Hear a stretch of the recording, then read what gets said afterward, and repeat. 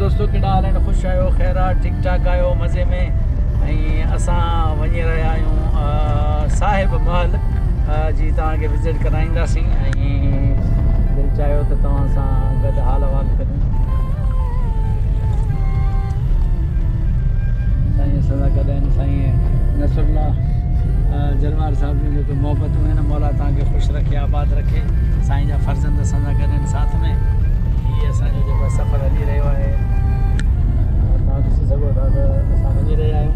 वेठे वेंदासीं त तव्हांखे वीडियोज़ वग़ैरह ॾेखारींदासीं।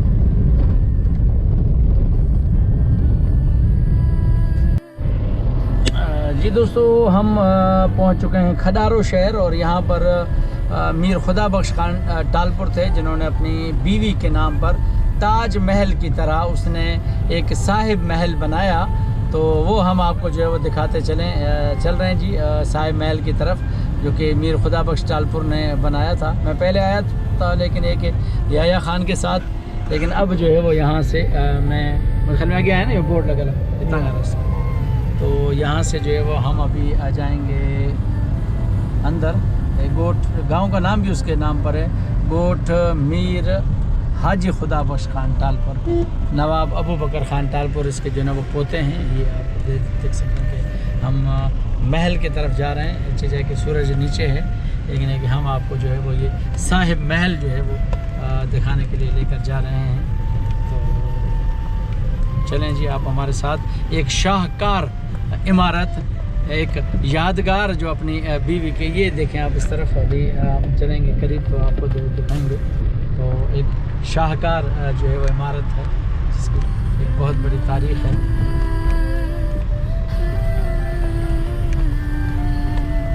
ये जी हम पहुंच चुके हैं।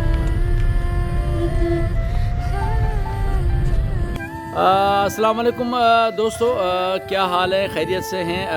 एक ख़ूबसूरत इमारत, एक ख़ूबसूरत हवेली। यहाँ हम आपको जो है वो ये थोड़ी सी बताते हैं, मैं फ़ोकस करता हूँ। साहिब महल 1947। मैं इसको जो है वो अंदर से जाता हूँ, ये बाहर का जो है वो लिखा हुआ है, दरवाज़े से हम अंदर जो है वो दाखिल होते हैं। फिर आपको जो है वो इसकी पूरी बायोग्राफ़ी, इसकी जो है ना वो पूरी मालूमात हम देते हैं। तो चलो जी, ये उसी शान और शौकत के साथ जो है वो ये हवेली बनी हुई है। तो चलें जी।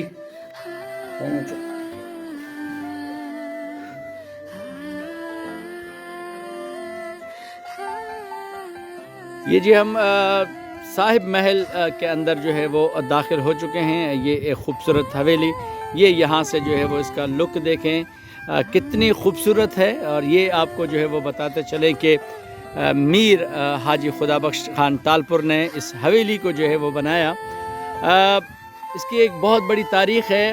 अब क्योंकि मीर साहब जब ताज महल देखा और उसके जो है वो नक्श व निगार उन्होंने देखे, तो फिर इनको जो है वो ये इरादा हुआ, ख़याल हुआ कि मैं भी इस तरह से जो है वो एक हवेली बनाऊं। और अपने जो है वो घर वालों से मोहब्बत करते थे, तो अपनी बीवी के इश्क और मोहब्बत में जिस तरह से शाहजहां ने ताज महल बनवाया, इसी तरह से बहुत सारे लोगों ने जो है वो इश्क और मोहब्बत में महल बनाए। लेकिन इन्होंने आपने जिस तरह से मैंने आपको भावलपुर का नूर महल दिखाया, फैज़ महल आपको दिखाया है मैंने मीरों का, जो कि आप खैरपुर में देखें, लेकिन ये भी मीर हाजी खुदा बख्श खान टालपुर ने इस महल को बनाया। और इसकी एक बहुत बड़ी तारीख़ है। कुछ तो कहते हैं कि 20-25 साल जो है वो लगे इसको बनने में। तो 1947 में बनी, और उसके बाद फिर जो है ये इसका जो सारा मटेरियल था, मैं आपको जो है वो अंदर लेकर जाता हूँ, तो इसकी पूरी हिस्ट्री और पूरी बायोग्राफ़ी करता हूँ।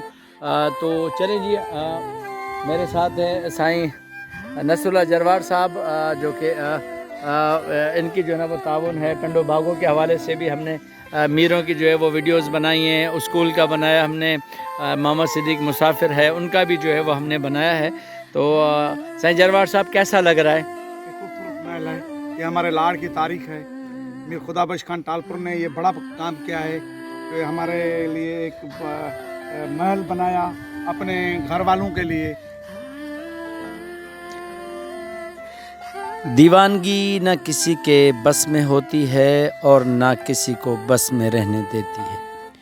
ये आपकी सरिश्त में होती है और खून में गर्दिश करती है। फिर ये आपके वजूद के साथ साथ जवां होती है, और जब ये जवान हो जाती है तो अपने रास्ते खुद ढूंढ लेती है। दुनिया के सारे अजायबात, ये तरक्की, ये ज़िंदगी, ये फ़लसफ़े, ये सब उस दीवानगी का नतीजा हैं। ये अगर ना होती तो शायद इंसान ना इतनी तरक्की कर पाता और ना खूबसूरतियाँ और अजायबात तख्लीक करता। मोहब्बतें उन परिंदों की तरह होती हैं जिनके उड़ने के आसमान आज़ाद और वसी होते हैं। शाहजहां ने मुमताज़ महल के लिए यमुना नदी के किनारे अपनी मोहब्बत के लिए ताज महल बनवाया। कहा जाता है कि 1632 में ताज महल बनना शुरू हुआ और 1653 में उसका काम मुकम्मल हुआ। मुमताज़ महल शाहजहां की तीसरी बीवी थी जिसकी दीवानगी में ताज महल बना, और अब ये ताज महल मोहब्बत और दीवानगी का एक ऐसा निशान बन गया है जिसे बहुत सारे लोगों ने अपनी वुसअत और वक़्त के मुताबिक अपने महबूबों की दीवानगी में अपने इलाकों में बनाया है। दीवानगी को कुछ तो तशफ़ी हासिल हो। मुझे बताया गया है कि बदीन की तरफ टंडो बागों से आगे एक महल बना हुआ है और उस महल की बुनियादें भी दीवानगी पर कायम हैं। मकामी लोग इसे ताज महल से ही तशबीह देते हैं। टंडो बागो शहर से शुमाल की तरफ निकलें तो एक टूटी फूटी सड़क आपके इस्तकबाल के लिए बिछी होती है। क्योंकि आप यहाँ मेहमान बनकर आते हैं तो ये सड़क आपके साथ ही खातिर मदारत करने के लिए चल पड़ती है। इस इलाके की ज़मीनें यकीनन ज़रख़ेज़ हैं और एक अंदाज़े के मुताबिक 20,000 एकड़ से ज़्यादा ज़मीन पर यहाँ शीरीं खरबूजे उगाए जाते हैं। मैं जहाँ से गुज़रा वहाँ ज़मीन पर खरबूजों की बेलें हद निगाह तक बिछी हुई थी। सर्दी के मौसम की वजह से हल्की धुंध की एक तह थी जो इन खरबूजों पर छाई हुई थी।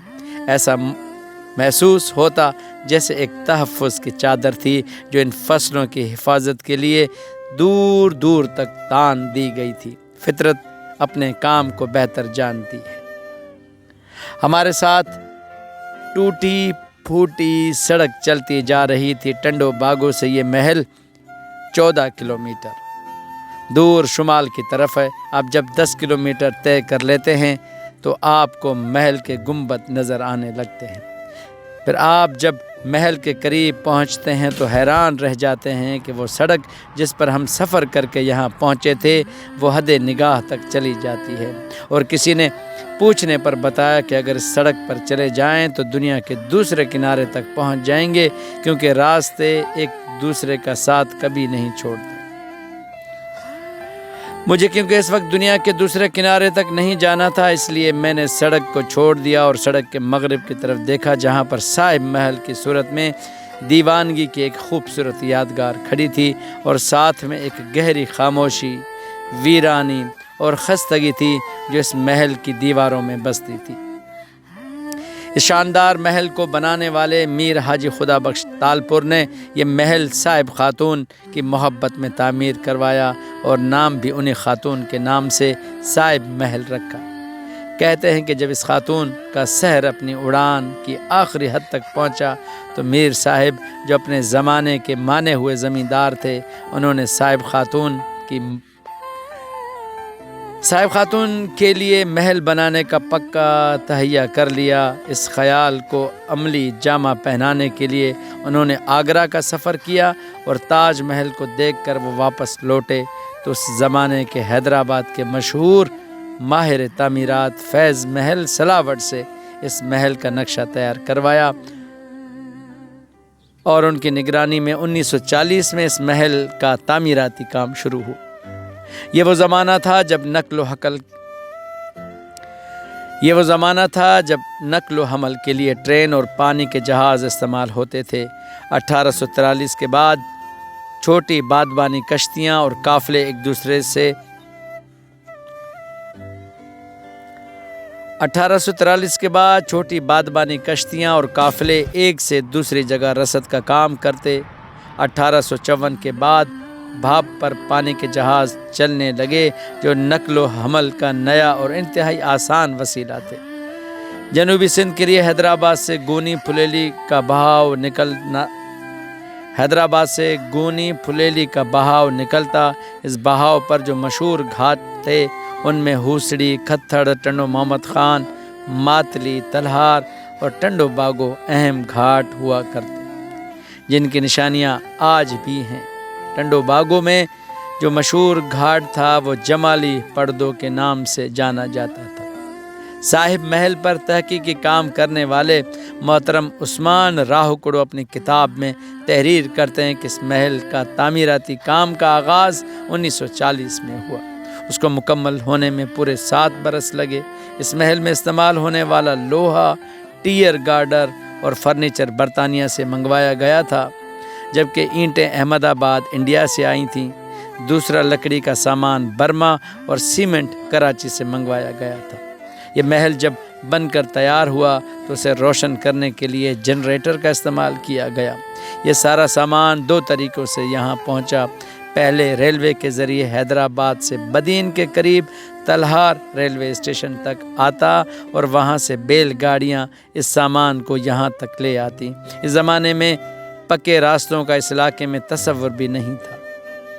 سامان لانے کا دوسرا اہم وسیلہ گونی پھلیلی کا بہاؤ تھا، جس میں بھاپ پر کشتیاں چلتیں اور سامان اس کے وسیلے یہاں کے مشہور گھاٹ جمالی پڑڈو پر پہنچتا اور وہاں سے پھر بیل گاڑیوں پر لاد کر یہاں لایا جاتا۔ اس زمانے میں اس محل پر 40 لاکھ سے زیادہ خرچہ آیا تھا اپنے زمانے میں، بلکہ ابھی تک اس علاقے میں یہ انتہائی خوبصورت محل ہے۔ جس طرح ممتاز محل شاہ جہاں کی تیسری بیوی تھی اور جس کی دیوانگی نے تاج محل تعمیر کروایا، اور یہاں صاحب خاتون میر صاحب کی چوتھی بیوی تھی جس کی دیوانگی نے صاحب محل تعمیر کروایا۔ محل کے مرکزی شاندار دروازے کے ماتھے پر سنگ مرمر کے سفید پتھر پر صاحب محل 1947 کھدا ہوا ہے اور نیچے سیمنٹ پر ایک ترازو بنا ہوا ہے۔ میں مرکزی دروازے کی بنی ہوئی چھت کے نیچے آ جاتا ہوں جہاں کچھ کرسیاں پڑی ہیں۔ میں اس آدمی کے انتظار میں بیٹھا ہوں جس کے پاس اس محل کی چابیاں ہیں۔ وہ آئے گا تو ہم محل دیکھ سکیں گے۔ میرے ساتھ 2 مقامی لکھاری بھی ہیں، ان میں سے ایک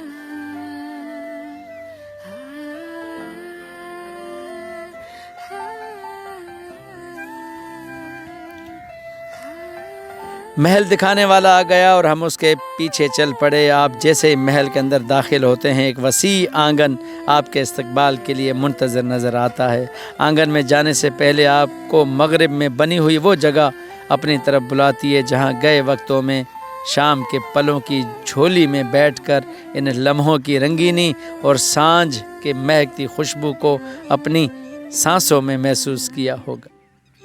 اس جگہ سے اگر محل کو دیکھیں اور ساتھ میں تصور کی آنکھ بھی کھلی رکھیں تو پلوں میں نہ جانے کتنے موسم آپ پر سے گزر جائیں گے۔ اس نشست گاہ کے نیچے پانی کا ایک فوارہ ہے جو اب نہ جانے کب سے خشک پڑا ہے۔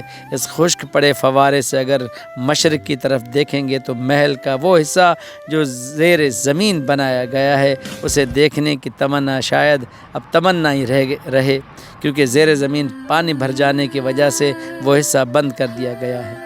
وسیع آنگن سے آپ جیسا محل کا دالان میں داخل ہوتے ہیں تب ایسا لگتا ہے کہ جیسے اس محل کی خاموشی اور خوبصورتی کب سے آنکھیں بچھائے آپ کا ہی انتظار کر رہی تھی۔ سامنے دیوار پر تاج محل کی تصویر ہے جس کو سیمنٹ کے فریم میں بنایا گیا ہے۔ کھڑکیوں پر رنگین شیشے ہیں جو باہر سے آتی ہوئی روشنی کی وجہ سے اپنے اپنے رنگ بکھیرتے ہیں، ہرا، گلابی، پیلا، سبز، اور ایک خوشگوار احساس کی لہر آپ کے ذہن میں ترنگیں بھر دیتی ہے۔ پھر سیڑھیاں چڑھ کر آپ اوپر آتے ہیں جہاں ڈائننگ ہال اور وسیع بیڈ روم ہیں۔ ٹیک وغیرہ کی لکڑی کی وجہ سے ابھی تک کی دیمک حملہ آور نہیں ہوئی ہے۔ سب نیا اور حیرت انگیز ہے، بس خاموشی اور پراسراریت کی ایک طے ہے جس میں ہر چیز لپٹی ہوئی ہے۔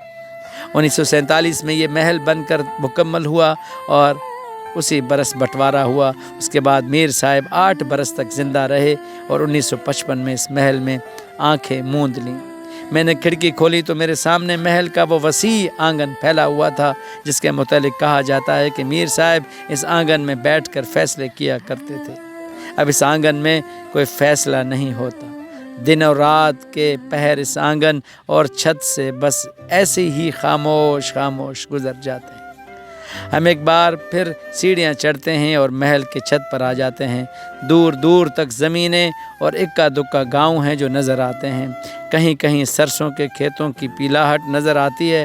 टंडो बागों पर तारीख़ी सूझबूझ रखने वाले अनवर अब्बासी ने मुझे शुमाल की तरफ इशारा करते हुए बताया कि वहाँ इस तरफ बंटवारे से पहले गुरु सिंह सिख का बड़ा गांव था।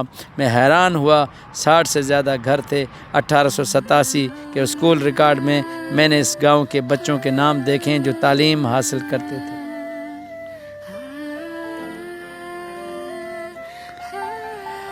और मुझे यहाँ के लोग जो है वो मीर साहिब को यानी अंग्रेज़ों ने उसको एक जनरल थे आर्मी के जनरल लिम्बर्ट का नाम जो है वो उसे दिया था।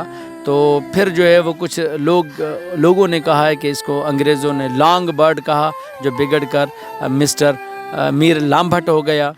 लेकिन मेरी नवाब अबू बकर टालपुर जो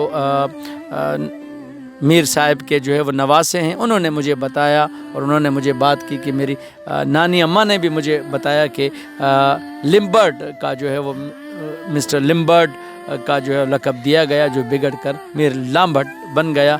तो ये तारीख़ी हवेली और ये ख़ूबसूरत कमाल कर दिया मीर साहिब, और वाकई अमर हो गए मोहब्बत की तारीख़ लिखकर। बहुत अच्छा लगा और मैं स्पेशली नवाब अबू बकर टालपुर का भी बहुत ज़्यादा शुक्रगुज़ार हूँ कि इस खूबसूरत हवेली की मुझे जो है वो परमिशन दी और इसे देखी। और अनकरीब इंशाअल्लाह नवाब अबू बकर टालपुर का इंटरव्यू भी आप मेरे इस चैनल पर देख सकेंगे। आगा ट्रेवलर आपसे इजाज़त चाहता है और इंशाअल्लाह फिर किसी और डॉक्यूमेंट्री के साथ, किसी और वीडियो के साथ, किसी और महल के साथ हम आपके साथ होंगे। हम आपसे इजाज़त चाहते हैं। साथ सलामत, सिंध सलामत।